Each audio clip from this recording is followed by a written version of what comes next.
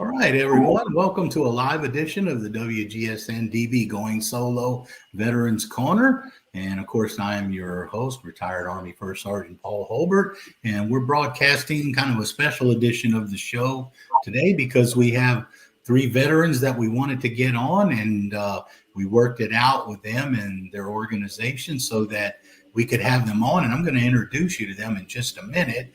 But of course, first, I wanted to welcome our audience for joining us again today and thanking you for all your participation in our show because it's you folks that help make the show. So we appreciate your participation and the information and suggestions you send to us.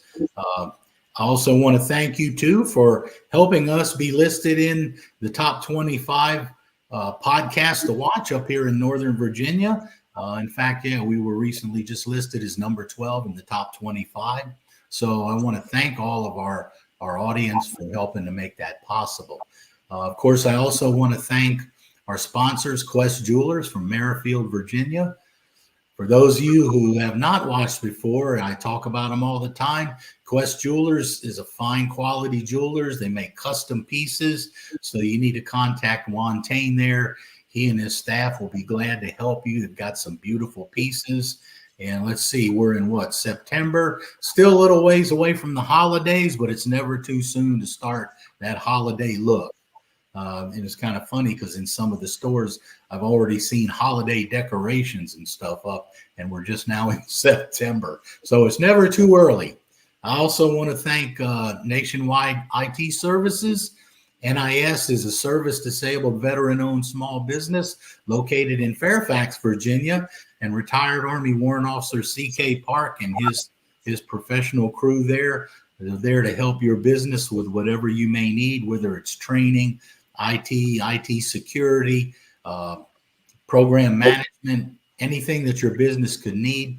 His folks are there to help you. So we want to thank our great sponsors who take us and help us support the show. So I want to introduce our guest tonight, and we're really happy to have these three gentlemen on. And I will just very briefly state they're all Air Force veterans, all retired with a combination of over 70 years of service to the country. And we're so happy to have them here. And we have tonight, of course, retired Colonel Richard Koehnke. We also have retired Colonel Jay Steinmetz and retired Senior Master Sgt. Ed Benson. And as I said, all Air Force veterans. And I think we've got some pretty interesting information to have them share with us today. So, gentlemen, first of all, I want to thank you for taking the time to come on the show and join us. You're very welcome. There we go. Yeah, don't be afraid to step in now. But no, in all seriousness, it's great to have you three guys on. And you know, I didn't want to go too much into your backgrounds because we're going to talk a little bit about this. But one of the first things I wanted to just ask all three of you, and you know, it doesn't matter. Well, Ed, I'll tell you what, we'll start with you just to kind of start off. But what prompted you to? I know you served during Vietnam as well. What prompted you to join the military at that time? Well, I was tired of going to school. I hadn't been accepted in any colleges at that point in time, at the end of middle of my senior year in high school. So I started looking around to see what might be. And of course, Vietnam was building and took the tests and everything else. And some of my other service brethren asked the question, and I tell them it's quite simple. I had the scores that allowed me to choose, and I chose the Air Force. Yeah. 1965 was when I started. Well, yeah, I looked at your bio and saw the years, and I went, "Wow, you were in the military when I was just a kid." So Jay, I know you attended the Air Force Academy, correct? That's correct. I was really looking for the educational role. I've gotten offers at a couple of colleges. Just the facilities and abilities there at the academy were so great. I chose that, and of course, learning to fly and all the other things that come with that were pretty phenomenal. too. Okay. I'm going to ask you if you would, Jay, when you talk, if you could maybe try to speak up just a little bit more the next time we talk, but that's okay. So, I recently had a guest on who was living in Colorado, but got an appointment to a service academy, but went to West Point lived in Colorado Springs and ended up going to West Point and went the opposite direction. So, okay. All right. And, Richard, what about you? I know you were flying as a pilot while you were in Vietnam. How did you come to be an Air Force flight guy? Well, I was going into my junior year in college. The lady that I was dating at the time, my wife, says you're wasting your money going to school. Go find something interesting. I saw things talking about aviation cadets and flying. That's where I got. That's how I got into as a cadet. And ended up kind of like flying. Turns out I decided to stay as long as I was flying, and I got up 31 years older. Okay. Yeah, so it's kind of interesting that it's compared to some of my younger veterans I've had on the show. What I thought was interesting for you, Richard, is I was amazed to see that you flew over 280 missions over 2 tours while you were in Vietnam. When you fly an F-105, that's what you get. I mean, that's just the way it goes.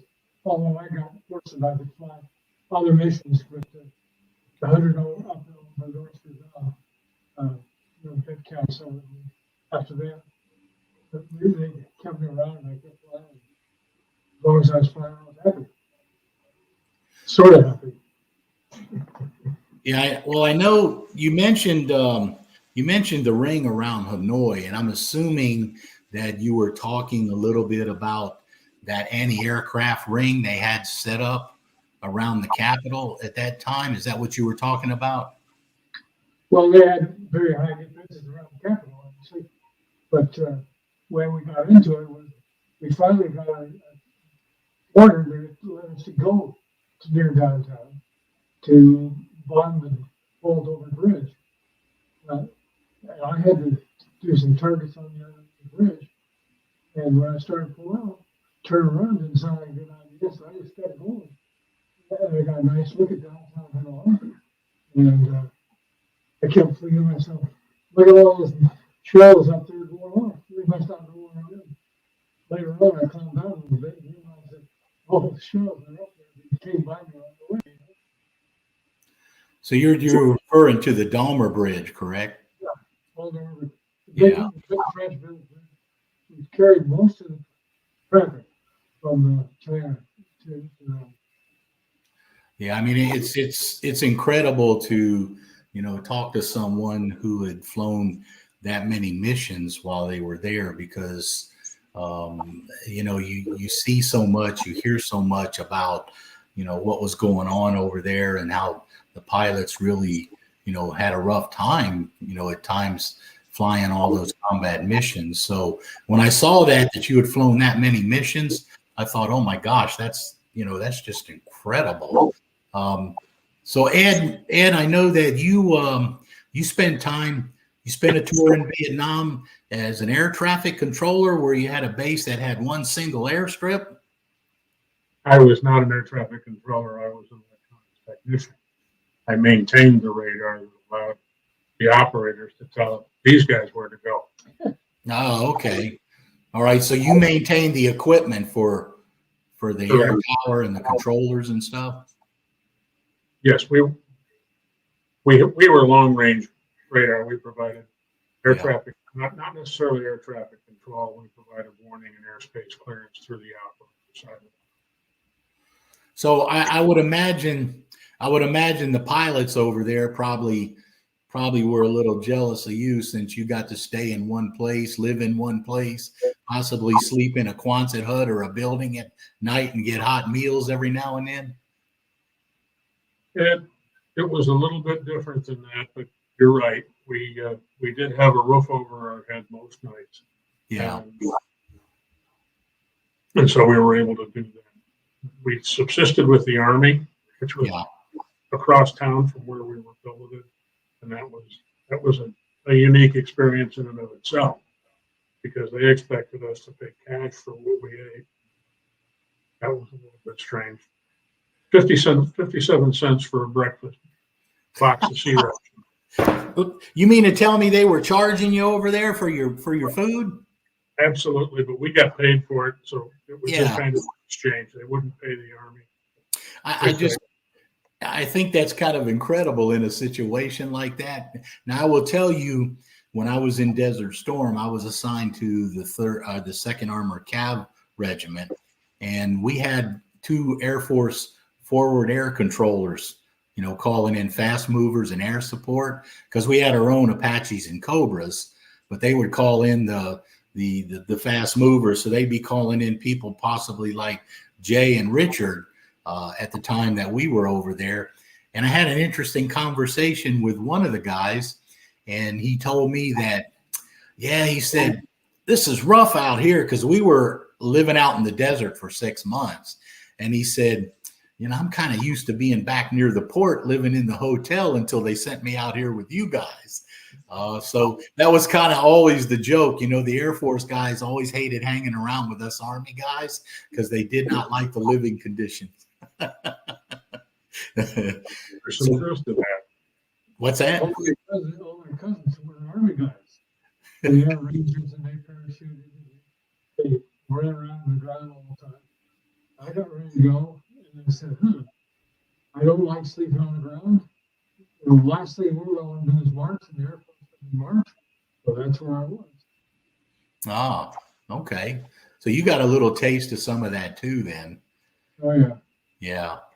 Yes. I mean, no, it's just amazing though. It's as I talk with you guys, and having spent, my time in the military, I had a younger brother that was in the Air Force for 8 years.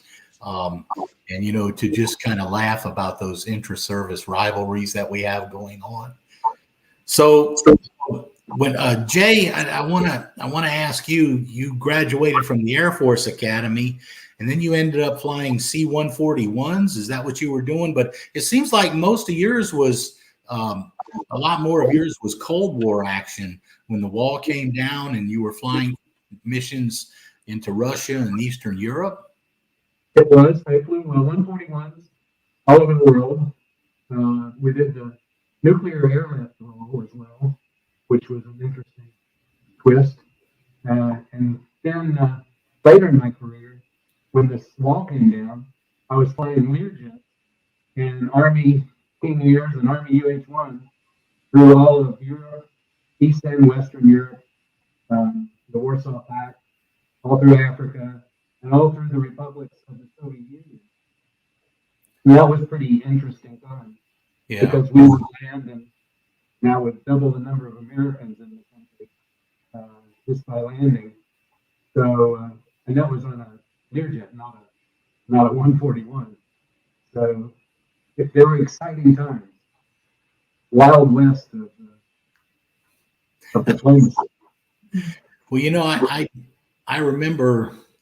Yeah, I mean, I remember Europe. My first tour in Europe was was before the wall fell down, and then of course when I went back for my final tour, it was after, and it was completely different missions, because one of our missions, my first tour, was responsibility to guard one of the gaps over there from a Soviet or West or Eastern Bloc invasion. And then when we go back the next time, the wall's down and things are open, and it's just a completely different situation. But I think you also mentioned that some of the missions you flew, you were carrying hazardous cargo and materials, looking for nuclear related materials as well. Yes, I did do that. I was a member of what's termed as the Prime Nuclear Airlift Force, and the designated number of people, one squadron usually, that airlifts nuclear materials and equipment, other hazardous missions for all the all the airmen are cleared at higher security levels, and have more experience dealing with special handling. Yeah. Okay. Well, it kind of gives me pause too, because I spent most of my career as a nuclear, biological, and chemical warfare specialist in the Army. My first enlistment, I was in a field artillery unit, and we actually practiced. We had a section that practiced specifically to fire battlefield nukes out of a 155 howitzer.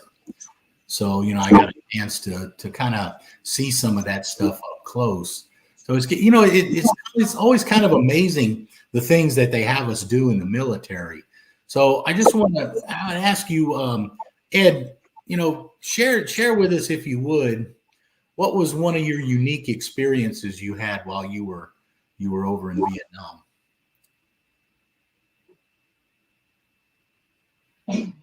Yeah. In my unit, we had a lot of calibrated test equipment that we had periodically. So it was a rotating thing that a radar guy was sent on the trip. So we wound up with 400 or 500 pounds of equipment being loaded on an airplane. And then suddenly the airplane got diverted to a little out of the way place, and we got kicked off. There'll be another airplane by sometime in the next 24 hours, so we get to spend the night in the jungle. I had an appreciation for that, and what my brethren went through. Yeah. So that was kind of different for me, but I don't think it was unique. We all did what we had to do to get done what we had to get done. Yeah. We had some surprises when we got to the female lab, for example, at Cameron Bay. One of the things that they said was, okay, go by billeting and go by the armory and surrender your weapons. Well, I was in an area where we had weapons and we kept them. And they didn't want us to be on Cameron Bay, for example, with our own weapons. We were protected by the security police force. Yeah. Well, some of us didn't necessarily believe that very well. But that was one of the things that we had to do. And it was interesting, but it was kind of another day in the life of. Another day in the life in uniform, right? Absolutely. So, Richard, was there any particular mission or experience you had that kind of really sticks in your mind or made an impact on you? Well, we were talking about the night in Hanoi. I was, when that frag order, Legion order came in, they're going through, people were going to go. You've only got 25 missions off, you can go. They're throwing all these people out. Why not 90 missions period? And I said, well, I'm going to go get some coffee. I ended up going with the leader of the band, getting one of the elements. So my ninth mission was to do a bridge. So, and that's the first mission I had to do. I was sitting right in the ring, right? Six pack to the area. But then it was kind of an exciting day. And you got this typical day of sands that had guns, and you got one of those. So I guess it was whatever I wanted to do like that. I mean, you just didn't get out of there without getting shot at. So pulled over the bridge and we put it down. One of the most beautiful sounds you hear was the force commander coming after us, saying the bridge is down. So that Marine meant a lot to all of us. Go in there, get it, and get out of that. It's like I said, it's always amazing to talk with some of the pilots, especially I've had a couple of friends who were, pilots during Desert Storm and Iraqi Freedom.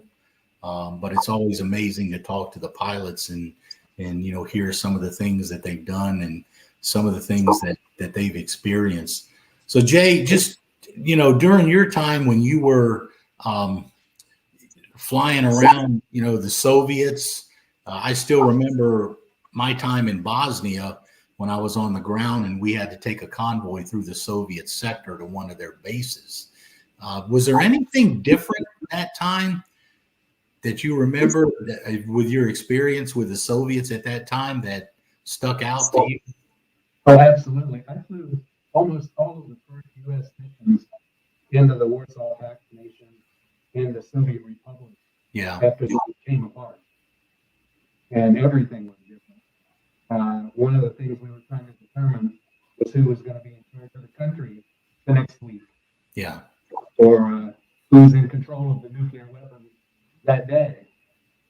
So we were all over the place doing that in areas where it seemed nobody spoke English within 400 miles of where we were. So we were out there alone, and we weren't afraid, but we were certainly alone in many spots.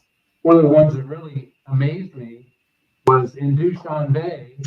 We landed, and they were arresting anybody who didn't have a citizen of Dushanbe stamp in their passport, because it had some problems with the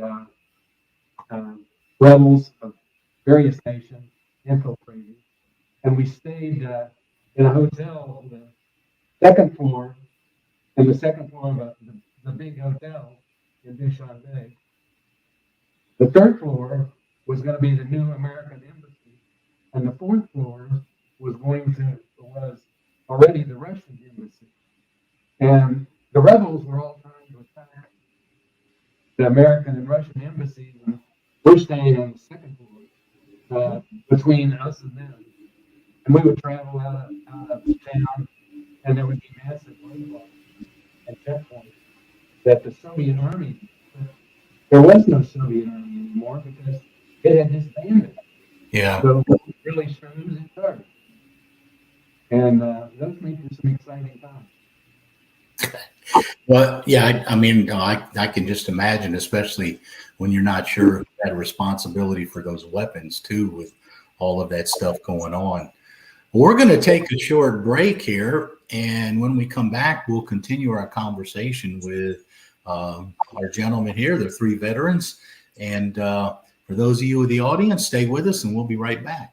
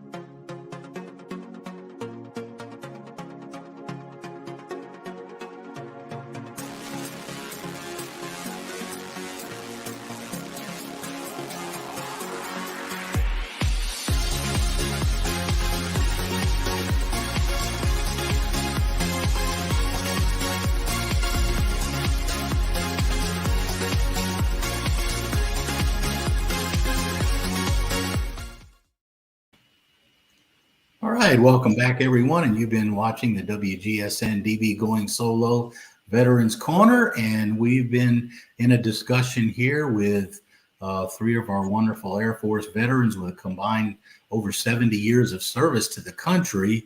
And we want to thank retired Colonel Richard Koehnke and retired Colonel Jay Steinmetz and retired Senior Master Sgt. Ed Benson for joining us today. I want to talk to you guys. We've talked a little bit about some of your military experiences. I know that all of you are involved with or in some point affected by the Heroes Bridge organization here in Northern Virginia. So Ed, let me just start with you. I understand that you volunteer with the organization. Can you tell us just a little bit about what you're doing? I'm doing a little bit of everything that I'm asked to do. I started out originally being part of what was at that time the engineers, because I had some marginal level of skill. I could do things. I've built handicapped accessible ramps to ADA specification for several veterans. I've cleaned gutters, I've cleaned showers, I've done everything but windows. I've helped Jay get back and forth to a couple of his medical appointments when I'm not committed to other activities. It's a wonderful experience to be able to be in my position, to be able to help folks like Jay and Richard and the other veterans that I help stay in their home or transport or just whatever happens. Yeah, I mean, I don't know. You guys tell me. A lot of the veterans that I have on the show that I talk to, they all talk about wanting to be able to continue to give something back, either to their community or their fellow veterans. Does that kind of sound familiar, Richard? Have you heard that before as well? Well, I think we all have. We're all a family. We've always been that way. Yeah. For me, I'm continuing on with some of the work I was doing in the military. So being a consultant, that was okay. Except ever since I've had a medical problem, I've had to stop traveling. But now I'm just about to get back in the land of the living, and hopefully I can get started doing some more things for the people here. Yeah, because I know you still like to go out with your dogs and do stuff like that too, don't you? Oh, Yeah. they're my buddies. Yeah. I lost my wishes and now I got my dogs, so everything's going fine. Everybody needs a dog to talk to. They listen, they don't talk back, they criticize, at least they take listen. Good deal. Yeah, I mean, and don't get me wrong, I didn't mean to leave out your wife out of that and insinuate that you were spending all the time with the dogs, but that's it's one of the things that your people really enjoy their pets. So Jay, what has been your experience with the Heroes Bridge organization? Well, it's a great organization. I've been very impressed with all the people that I've dealt with in Heroes Bridge, predominantly providing me transportation to medical requirements for me that I can't do myself. And it's been greatly helpful. But to be around veterans, around a group of people who have been dedicated to service through their whole life, who have an appreciation for your kind of lifestyle and who have lived that lifestyle themselves, it's lifting, because just the communication with those people has been very, very beneficial. So do you guys still feel, after all of these years, you still feel that camaraderie with your fellow veterans that you used to have? That's how we live. Yeah. That's how we live. Take care of each other. But the nice thing about coming here, you get to talk to more military people. He has people who listen to you tell the lies about what you did. Yeah. Yeah. I think that comradeship that we feel, you're right. I think it's something that we never lose, because that's when they approached me about doing this show. Um, that was how I looked at it. I said, this is my opportunity to stay linked to veterans and veteran causes and things like that. And all the veterans that I have on here to a person all talk about that camaraderie, and some of them that are not quite hooked into the veteran community talk about how much they miss it. So I'm assuming that all of you still enjoy your time off. And Richard, I was just mentioning the time that you spend with your dogs and doing things like that. What about you, Ed? What do you like to do in your free time now? I'd like to have free time. Hearing. I carry a business card that says volunteer. Okay. Forest Bridge is one of about 5 places that I volunteer regularly. Oh, wow. Okay. I do disaster response work with faith-based ministry. That is 2 days a week when we're in garrison. When a disaster strikes and we deploy, I was gone about 200 days last year. My wife is very supportive of that, unless something breaks, and then I get red hot phone calls. I just came back from a week in West Virginia where I was helping rebuild a church. Oh. I'll be leaving on Saturday to go to Tennessee to meet 6 of my closest, best personal friends, 4 of which I've never met before, to build hiking trails in the Shenandoah. Yeah, sometimes I think I'd like to have some time off. I spent 24 years in the Air Force in community service, and I looked at it that way. Yeah. I went to work in industry. I was able to still do some community service while I was working there. I accepted a buyout into retirement in 2016. And one of the things that I was told was, make sure that you got something that causes you to get up every morning. Yeah. And not spend time on the deck with a cup of coffee and a newspaper. And I think I've succeeded beyond my wildest dreams. Yeah. Yeah, it sounds like that you're staying pretty busy. So Jay, what about you? I mean, what are you doing in your time that you have? Well, I don't have a lot. I bounce between one medical session to another. But time with the grandkids, my children, is always precious. I'm trying to write some of my experiences now. Which is not an easy task, since I can't see enough to read the material I'm writing. It makes it a challenge. But Yeah. I'm putting that material together. Those stories and tidbits will be helpful for others as well. Okay, so Richard, do you have any plans to do any traveling with your wife still, or are you guys just mainly relaxing and enjoying the dogs and the sunsets? We just got back from Athens, Kansas, to go to the big Earhart Museum and the Forest of Freedom. So we travel everywhere. I get to fly with her every once in a while. Or we go flying. So we do just fine. So we don't have to stay put. And we can sometimes go get $100 hamburger or something. Well, it's great to see guys like you. And when I say guys like you, I'm 64, and I know all of you gentlemen are older than I am, but it's great to see guys like you still out there volunteering, doing things, enjoying life, even after spending all those years serving your country. And I'm so proud to have fellow veterans like yourselves, out there in the community. And I'm in fact finishing my second career at the end of this year. I'm retiring for good, and I have already signed up and going to orientation to volunteer at the Museum of the United States Army, the one they opened up near Fort Belvoir. So, I feel that urge myself, to continue to do things just like all three of you.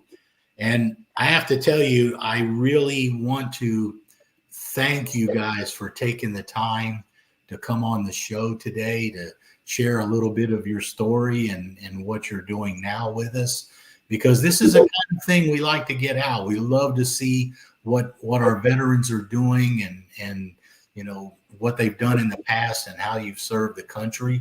So again, before we close, I just want to thank you all three for taking the time to come on the show with us today. Thank you for having me. All right. And I want to thank all of those of you in the audience that have been watching us with these three gentlemen this morning, outstanding veterans with years of service, and we thank them for what they've done for the country. For those of you out there that keep track of the information that we post, I want to share with you, the VA has got a new link up now, Hurricane Assistance for Veterans. So if you want to take a look at what they're doing, they talk about not only some financial assistance possible, but loans, shelters, and other things that you and your family may need as veterans. So I encourage you to go to va.gov. There's the link, the news at va.gov. Take a look and see what the VA is trying to do for those veterans and their families that are affected by the hurricanes. And for the rest of our audience, again, thanking our guests tonight. It's been wonderful to talk with these three gentlemen. I want to thank you also for taking the time to join us on our show. And please, veterans that are out there, two things. First of all, thank you for your service. You're a great asset to the nation. And also for those veterans out there listening, remember, there's always help for you. Don't do it alone. Reach out for help if you need the help. It's there and you can get it. And thank you, CC. There's our Veterans Crisis Hotline up again. So again, I can't stress it enough. For veterans out there, if you're in need of help, make sure you reach out to someone. So thank you for joining us on today's show, a special edition. And again, thank you to these three gentlemen, these fantastic Air Force veterans who joined us today. And we hope to see you on our next broadcast.